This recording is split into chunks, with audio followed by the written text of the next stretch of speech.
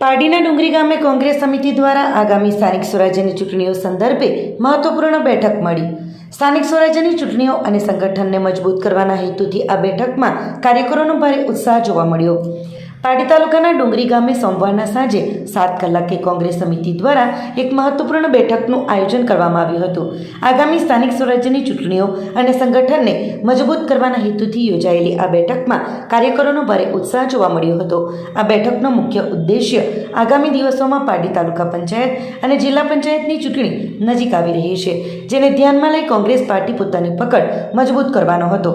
આ સાથે સાથે પક્ષ દ્વારા તાજેતરમાં નિમણૂક પામેલા નવા હોદ્દેદારો મંચ પરથી વિધિવત રીતે નિમણૂક પત્રો એટલે કે સર્ટિફિકેટ એનાયત કરવામાં આવ્યા હતા.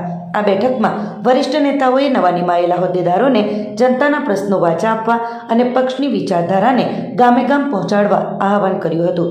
ડુંગરી ગામે યોજાયેલી આ બેઠકમાં પારડી તાલુકા અને વલસાડ જિલ્લાના વિવિધ વિસ્તારોમાંથી મોટી સંખ્યામાં કોંગ્રેસના કાર્યકરો ઉમટી પડ્યા હતા. કાર્યકરોમાં જોવા મળતો આ ઉત્સાહ આગામી સમયમાં પક્ષ માટે નિર્ણાયક રહેશેનું જણાવ્યું હતું. બેઠક દરમિયાન વક્તાઓએ ખાસ કરીને પારડી તાલુકા પંચાયત અને વલસાડ જિલ્લા પંચાયતની આગામી બેઠકો અંગે રણનીતિ તૈયાર કરવા માટે આહવાન કર્યું હતું. ખાસ કરીને ગ્રામીણ રસ્તાઓ અને પાયાની સુવિધાઓ, ખેડૂતો અને રોજગારીના પ્રશ્નો, સ્થાનિક વહીવટમાં પારદર્શિતા, ગેસના બાટલાની અછત, અનેક પ્રશ્નોને લઈ મતદારો પાસે જવા અપીલ કરી હતી. આ બેઠકમાં વલસાડ જિલ્લા કોંગ્રેસ પ્રમુખ કિશનભાઈ પટેલ, વસંતભાઈ, ભીમજી ગાવિત, પારડી તાલુકા કોંગ્રેસ પ્રમુખ સતીશ પટેલ, જીતેશ હળપતિ, રામુભાઈ, જે.કે. પટેલ, વિજય પટેલ, શાંતુભાઈ, અવિનાશભાઈ, મહેશભાઈ, ઉમેશભાઈ, રમેશભાઈ, અફસરભાઈ, સોમાભાઈ, મહિલા પ્રમુખ જીનલબેન વગેરે મોટી સંખ્યામાં ઉપસ્થિત રહ્યા હતા. સમગ્ર કાર્યક્રમનું સંચાલન મુકેશભાઈ પટેલે કર્યું હતું. ગણપતિ ગામનો હોદ્દો છે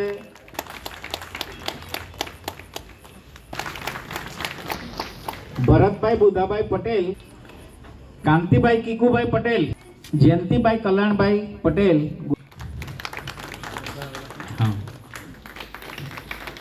પછી અશોકભાઈ ગુલાબ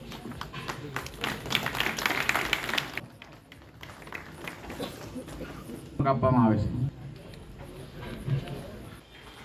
કલ્પેશભાઈ છે, ભાવેશભાઈ કીકુભાઈ પટેલ અંબાજ, રમેશ આસમા, સતીશભાઈ ખાલાભાઈ રોહિત આવેલા છે સુકેશના નિમલ નહીં, જીતુભાઈ ભીમ કોંગ્રેસ સમિતિના કારોબારી સભ્ય તરીકે નિમણૂક આપશે.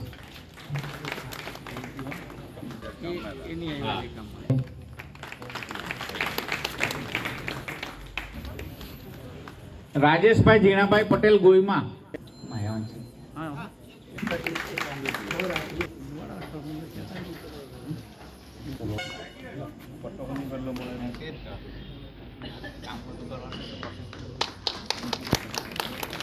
પારડી તાલુકા કોંગ્રેસ સમિતિ દ્વારા એક આવતી તાલુકા પંચાયત અને જિલ્લા પંચાયતની ચૂંટણી લડવાના ભાગરૂપે મિટિંગ રાખવામાં આવી હતી, જેની અંદર પારડી તાલુકાની 22 સીટ અને પારડી તાલુકાની અંદર સમાવેશ જિલ્લા પંચાયતની 4 સીટના દરેક સીટ વાઇઝ મેન કાર્યકર્તાને બોલાવી એમના જોડે ચર્ચા વિચારણા કરી કોણ ઉમેદવાર થઈ શકે અને એ ઉમેદવાર એવો હોવો જોઈએ કે લોકો વચ્ચે જાય અને કોંગ્રેસને મત મળે.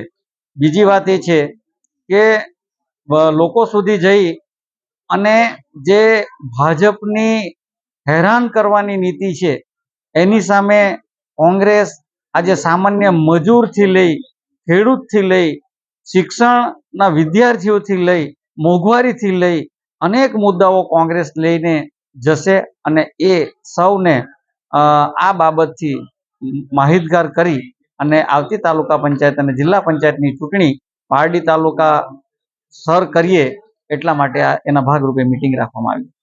આજે પારડી તાલુકાની આજે બેઠક કરી એની અંદર વલસાડ જિલ્લા કોંગ્રેસ સમિતિના પ્રમુખ આદરણીય ભાઈ શ્રી કિશનભાઈ અને અહીંના ઓબ્ઝર્વર ભીલાજી ગાવિત, અહીંના મહામંત્રી આપણા વસંતભાઈ, પારડી તાલુકા કોંગ્રેસ સમિતિ પારડી શહેરના પ્રમુખ તેમજ તમામ આગેવાનો પણ ઉપસ્થિત રહ્યા અને તમામ બેઠક ઉપરના મેન ચુનંદા કાર્યકર્તાઓ અહીં ઉપસ્થિત રહ્યા.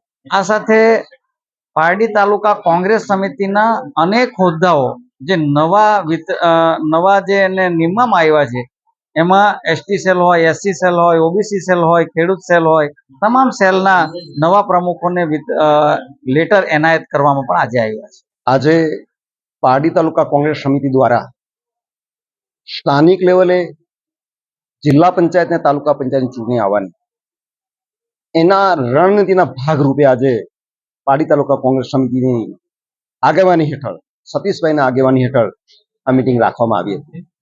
આજે આપ જાણો છો કે જે સરકાર સામાન્ય રીતે લોકોને રંજાડી રહી છે અને એવા સંજોગે તમે જોતા હશો કે અત્યારે નાની એમથી વાત કરું તો ગેસના બાટલાની જે અછત ઊભી થઈ, ગેસની જે અછત ઊભી થઈ એના કારણે લોકોને હાલાકી પડી રહી છે. ને એવા સંજોગોમાં અમે એમ કહેવા માંગીએ છીએ કે ચૂંટણી જ્યારે આવતી હોય તો ભાજપે કયા મુદ્દા પર લોકોને નથી હેરાન કર્યા, આ બધા જ મુદ્દાઓના લઈને આજે અમે આ એક મિટિંગ ગોઠવી હતી ને એના ભાગરૂપે કે ભાઈ ફોર્મો ભરીને એની પ્રોસેસ પૂરી કરીને તાલુકા પંચાયત જિલ્લા પંચાયત ઉમેદવાર નક્કી કરીને આવનારી ચૂંટણીમાં ઉતારીએ એ માટેની આ રણનીતિ માટે આ મિટિંગ રાખવામાં આવી. આપણી સંકલ્પ ન્યૂઝ ચેનલને સબસ્ક્રાઇબ અને લાઇક કરો, બેલ આઇકન દબાવો જેથી આવનાર ન્યૂઝ અપડેટ્સની નોટિફિકેશન આપના મોબાઈલ પર સૌથી પહેલા પહોંચે. Like, subscribe and share the video.